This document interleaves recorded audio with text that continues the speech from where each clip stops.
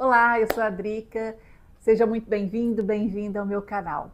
Hoje eu estava procurando um tema que eu pudesse trazer como uma forma de reflexão para você e eu pensei assim, o que eu vou falar hoje? E veio muito tema no meu dia correlacionado com o perfeccionismo, com exigências, não só nossas, que a gente tem também a autoexigência, tem esse aspecto dentro de nós, e muitas pessoas muito afloradas, que na verdade é o crítico, aquela voz dentro da nossa cabeça que critica, que a gente vai fazer alguma coisa, ele fica lá falando, será que isso está bom? Olha aqui, isso aqui não está bom demais, olha aí, você está com medo, você está isso, você aquilo, e vai minando às vezes com o que você está fazendo, com o que você está criando, com a sua voz no mundo, enfim, vai te sabotando.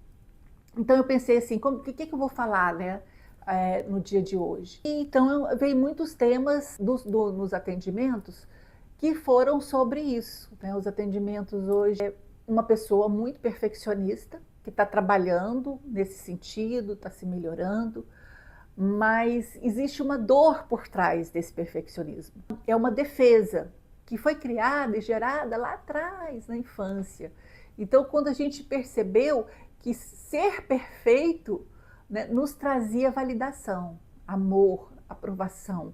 E a criança, ela sempre busca isso, os pais, validação, amor. Ela quer ser vista, ela quer ser amada, ela quer ser apreciada.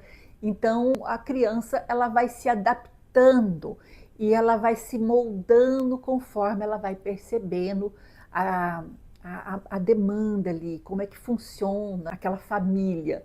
Então, por exemplo, quando ela percebe que, se ela mesma, quando ela fala assim, não, eu não quero estudar agora, não, eu tô aqui escutando uma música, e ela é reprovada, e ela é depreciada, toda tem uma exigência em cima dela, mas quando ela está fazendo, nossa, você é maravilhosa, é isso que é o caminho, isso é bom para você, aí que bonito você está estudando, aí ela recebe validação, a criança ela vai fazendo isso, ela vai se construindo através dessa relação com os adultos dentro da infância. Então ela vai fazendo uma distorção do próprio poder, da própria autenticidade. Ela vai saindo da autenticidade dela e vai se adaptando àquilo que os outros esperam que ela seja.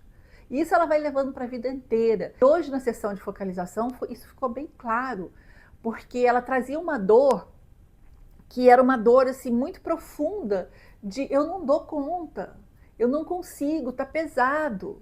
Porque ela sempre quis ser perfeita, sempre quis corresponder à expectativa dos outros, até mais. Não é que os outros estavam exigindo dela, mas na verdade, entende que é uma autoexigência?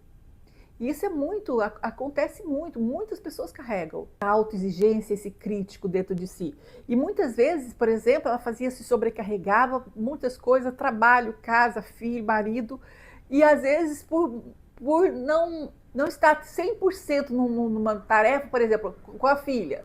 Não estou 100% aqui com a minha filha, mas ela dá atenção, ela cuida, ela faz o que tem que ser feito. Porém, não é 100%, se não é 100%, não é suficiente para esse eu crítico que existe dentro da pessoa. Não existe uma pessoa que não tenha esse eu crítico. Todos nós temos um eu crítico. Uns mais do que outros, mas existe. Né? Quando, por exemplo, eu faço um vídeo desse assim, e se eu ficar no lugar, será que tá bom? Não, eu acho que não tá bom. Eu acho que as pessoas não estão gostando desse vídeo. Será que eu tenho que fazer diferente? Será? O crítico já está aqui. Entendeu? Então, de uma forma ou de outra, todos nós já passamos e passamos de vez em quando, isso acontece. Desse crítico interno nos culpar, nos fazermos sentirmos culpados de alguma coisa.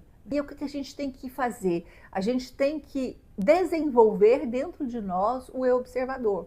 Essa pessoa mesmo que está fazendo esse tratamento, ela já está em um desenvolvimento bem grande, que ela consegue perceber esse crítico, essa autoexigência, e ela consegue conversar com ele. Fala, não, peraí, não, aqui, agora, não, tá, peraí, dá um espaço aqui para mim aqui, eu vou, tá tudo certo, dá um espaço para mim, Não, não é dessa forma. Ela consegue conversar e negociar, vamos dizer assim, com esse superego, com esse eu crítico. Dentro da focalização a gente chama de eu crítico, esse superego. Então, por quê, né? Porque isso traz tanta dor, tanto sofrimento para todos nós.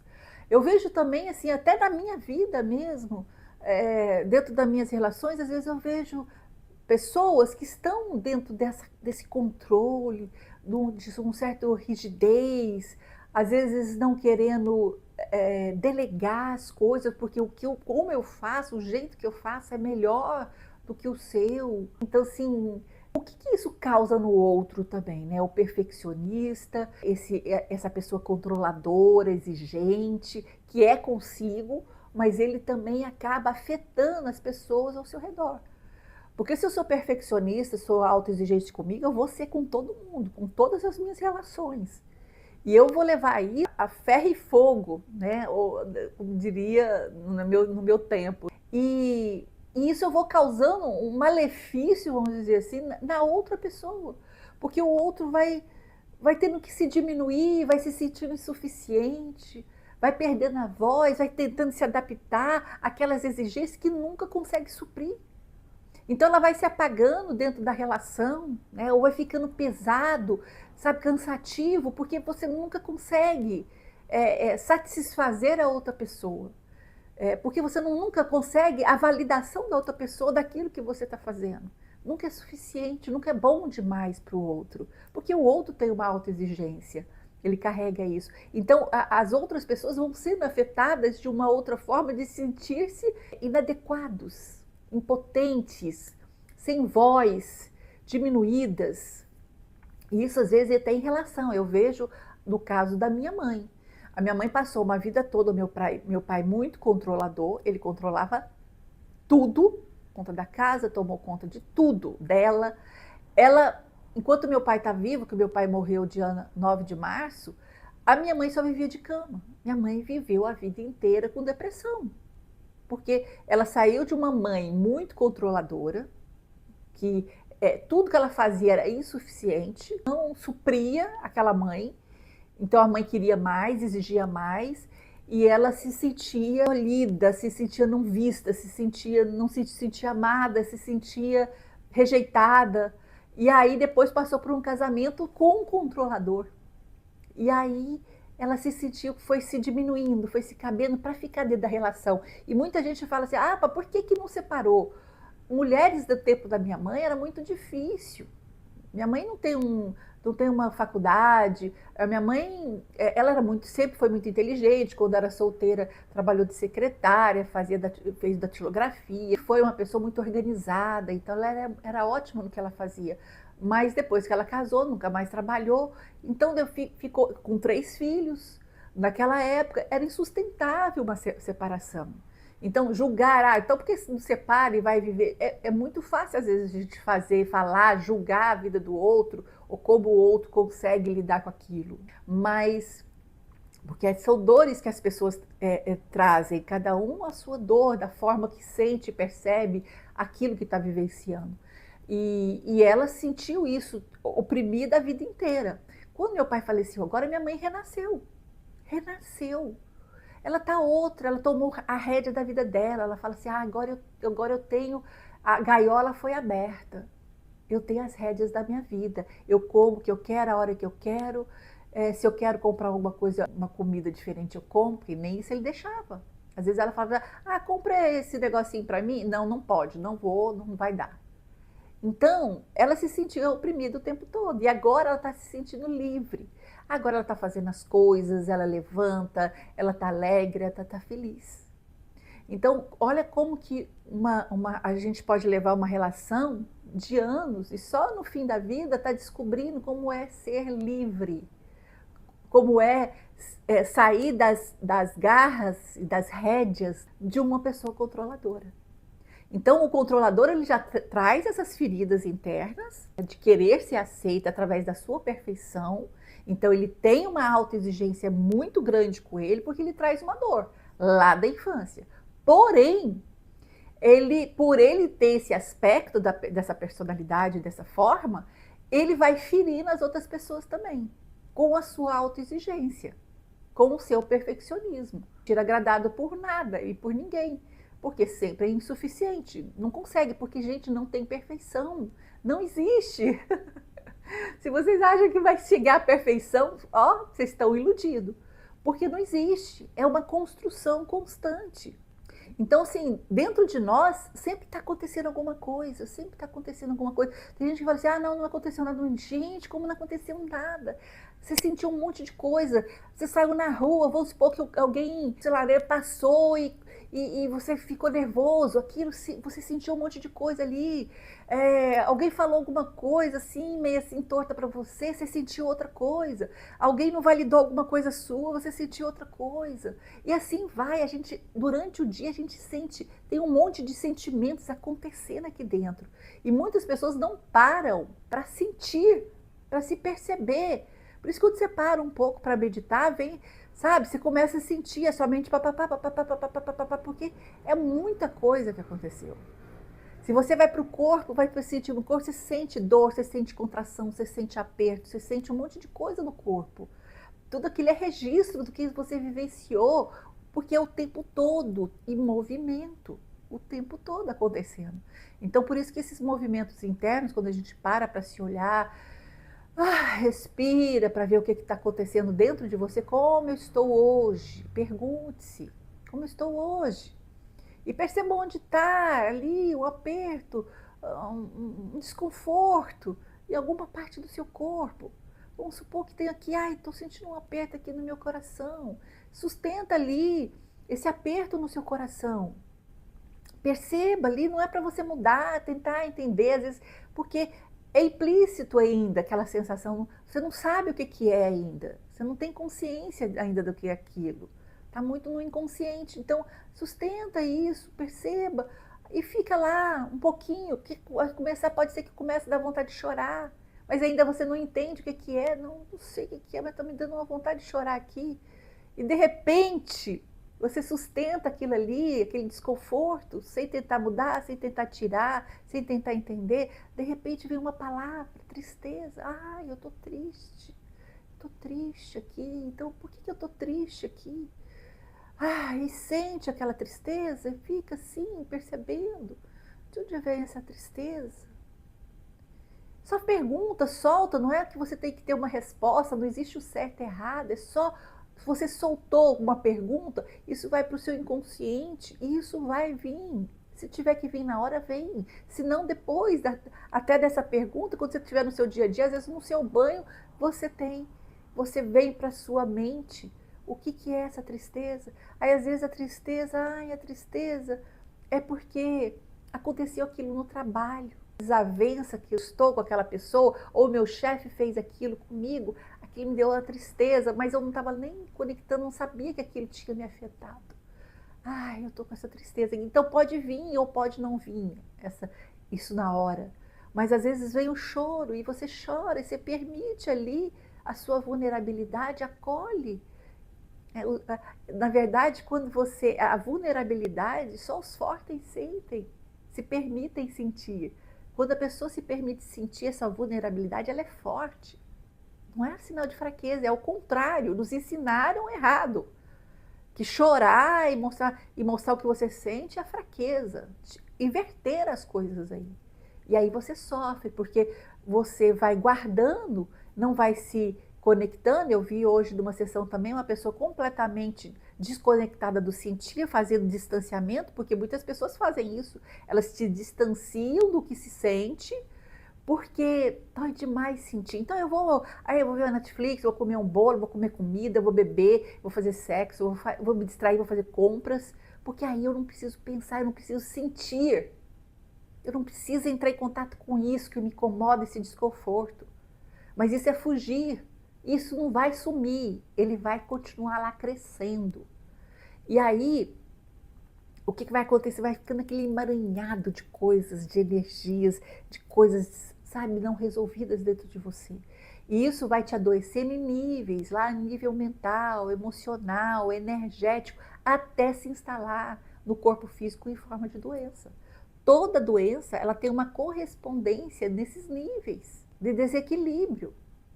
Então, quando você se permite a se escutar, você está constantemente se cuidando. Isso é um autocuidado. E dentro disso você vai se fortalecendo, porque quanto mais você se fortalece, quanto mais você desenvolve o eu observador, que é aquele que dentro de você percebe essas vozes desse eu crítico que te puxa para baixo, aquelas pensamentos automáticos, sempre puxando para baixo, nunca para cima. Então, quando você faz isso, você vai se desenvolvendo.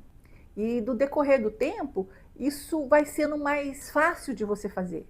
De você perceber, tem uma voz aqui, está me criticando, olha aqui, tem um medo aqui, vamos supor, eu vou gravar. Aí eu falo, nossa senhora, não, meu coração disparou, nossa, eu estou com tanto medo aqui, nossa senhora, eu estou apavorada. Eu sentia isso 10 anos atrás, quando eu gravava no Reiki Online Brasil, eu tinha um pavor. Por que esse pavor? Por que o medo? Por que a insegurança de muita gente gravar assim? Porque tem medo do julgamento do outro, o que o outro vai pensar de mim. Nossa, será que ele vai achar ruim a minha imagem? Será que a minha voz vão achar ruim? Será que o que eu estou falando vai fazer sentido? Será que eu estou falando certo? Será que eu estou falando besteira? Será que eu tenho conhecimento total disso aqui? Gente, a gente nunca tem um conhecimento total. Mesmo que você seja um doutorado, você não vai saber tudo. Entendeu? A gente tem que ter também a humildade de perceber e saber que eu não sei tudo.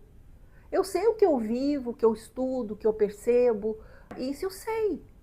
Então, assim, dentro disso, fale. Né? O que tem? Vou agradar todo mundo? Não vou, nem é a minha intenção. Tem gente que vai gostar dos conteúdos que eu estou fazendo aqui e tem gente que não.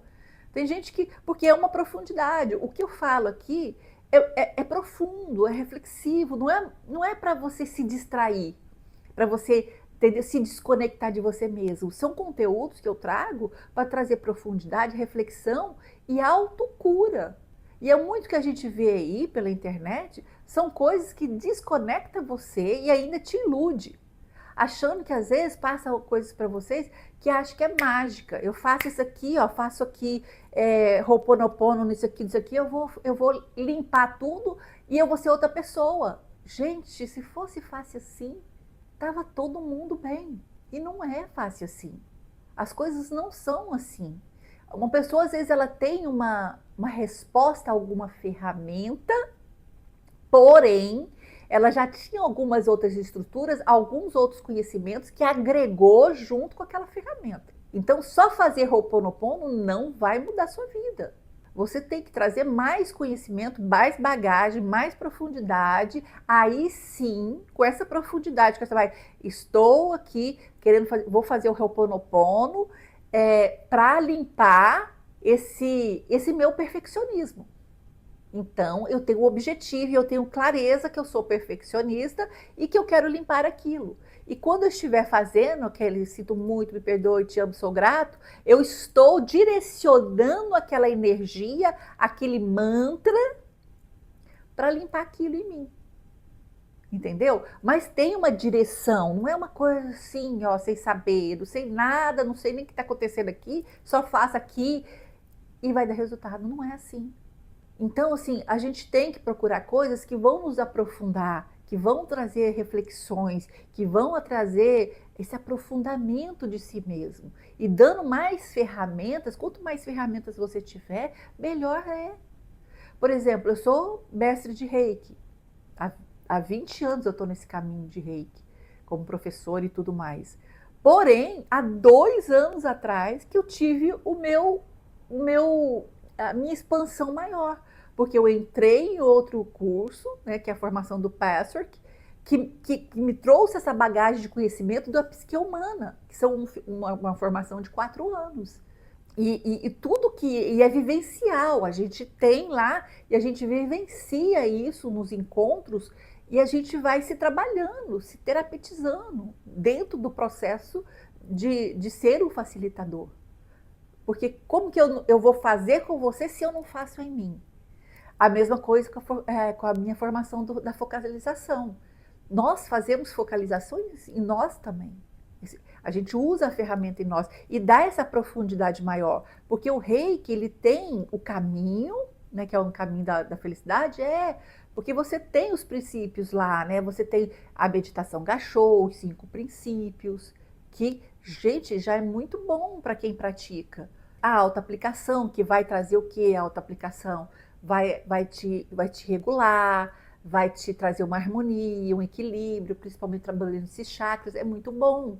Ainda precisa você desenvolver mais conhecimento para você ir afunilando, cavando. Por exemplo, se eu sei que eu sou perfeccionista e eu sou reikiana, eu posso me aplicar reiki aqui, ó, direcionado para o meu cardíaco, para o meu perfeccionismo. Eu posso ativar o meu reiki aqui para trabalhar o meu perfeccionismo. Essa parte de mim parece a defesa, porque é uma defesa. Eu quero ser perfeita porque eu quero ser amada, eu quero ser aceita. E aí traz uma dor de sofrimento. Porque nessa realidade, a criança também é assim. A criança, ela quer 100% de alegria, de felicidade, ela quer ser validada. E ela quer prazer o tempo todo, só que isso não existe nessa dimensão. Isso é a criança. Nós adultos temos que saber que nessa realidade aqui é 50-50. O que quer dizer isso? Eu tenho 50% de felicidade, de coisas boas acontecendo na minha vida, mas eu tenho meus desafios. Isso é para todos, não é só para uns, não. Às vezes você acha que aquela pessoa que está cheia de dinheiro, tal, não tem nada de desafio na vida dele. Não existe isso. Todos vão ter seus desafios, às vezes uns mais do que outros, mas existem os desafios que cada alma precisa desenvolver. Fato, aprendizado. Então, se eu sei que a vida é 50-50, o que eu preciso saber? Eu passar pelo caminho do meio. Se eu estou bem, está tudo bem comigo, na minha vida, ótimo, beleza, nossa, gratidão, gratidão. Se eu estou passando por um desafio, eu não vou olhar aquilo como, vida, morte, por que isso está acontecendo na minha vida? Não, eu vou olhar aqui, não, isso é um desafio, é algo que eu preciso superar, integrar, entender, acolher, ok. O que eu preciso aprender nisso aqui? O que eu preciso desenvolver com esse desafio aqui? Tem algo, gente. E aceitar aquilo até como um presente. Ok, eu aceito. Você não reage. As vertentes do budismo falam sobre isso. A dor e o sofrimento da humanidade vêm de 2 vertentes, a aversão e a avidez. E se você põe na sua vida todos os sofrimentos, tudo que te fez sofrer e faz, tem uma dessas 2 vertentes. Ou eu desejo, preciso disso, ou eu tenho aversão, não quero isso para minha vida, não quero, rejeito. É desse jeito. E a gente não tem o caminho do meio. E o caminho do meio não é aquela aceitação sem nada, é aquela aceitação, eu entendo que tem algo aqui que eu preciso olhar, que eu preciso sentir, que eu preciso ver, que eu preciso integrar e que eu preciso curar, acolher, perceber, ressignificar e me libertar disso. Porque muitas das nossas dores vieram lá da infância, até de vidas passadas, para quem acredita. Então, a partir de hoje, tudo que você for fazer, vá nessa reflexão mais profunda. Tem um vídeo aqui muito interessante aqui no canal que eu coloquei, que é uma ferramenta do Passwork, que chama Revisão Diária. Tá aqui o vídeo, assista, para você aprender a fazer essa revisão, para ir se conhecendo os padrões, os ciclos viciosos que estão acontecendo na sua vida. Porque se você não muda, não faz nada, nada vai mudar. E se você gostou desse vídeo, curta, compartilhe, inscreva no canal e a gente se vê no próximo vídeo.